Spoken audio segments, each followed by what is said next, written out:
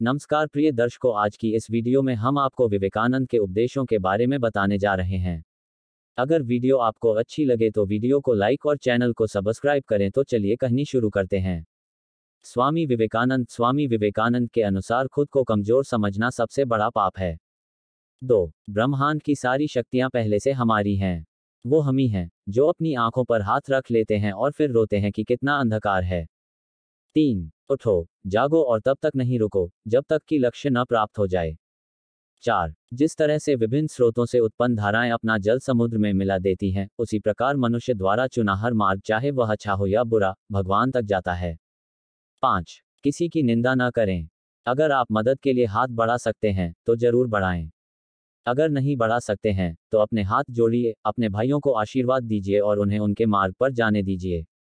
6. कभी मत सोचिए कि आत्मा के लिए कुछ असंभव है। ऐसा सोचना सबसे बड़ा विधर्म है। अगर कोई पाप है तो वो यही है, ये कहना कि तुम निर्बल हो या अन्य निर्बल हैं। 7. अगर धन दूसरों की भलाई करने में मदद करे तो इसका कुछ मूल्य है, अन्यथा ये सिर्फ बुराई का एक ढेर है और इससे जितना जल्दी छुटकारा मिल जाए उतना बेहतर है।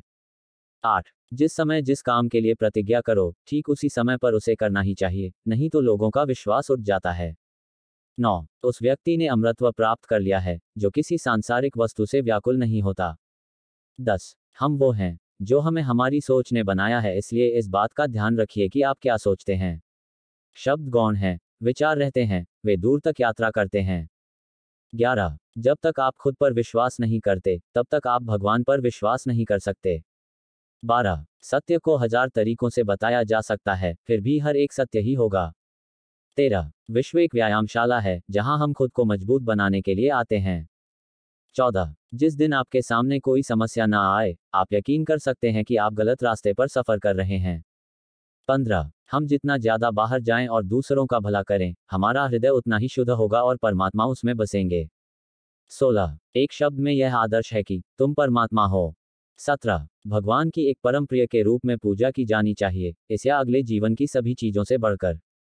18. यदि स्वयं में विश्वास करना और अधिक विस्तार से पढ़ाया और अभ्यास कराया गया होता तो मुझे यकीन है कि बुराइयों और दुख का एक बहुत बड़ा हिस्सा गायब हो गया होता।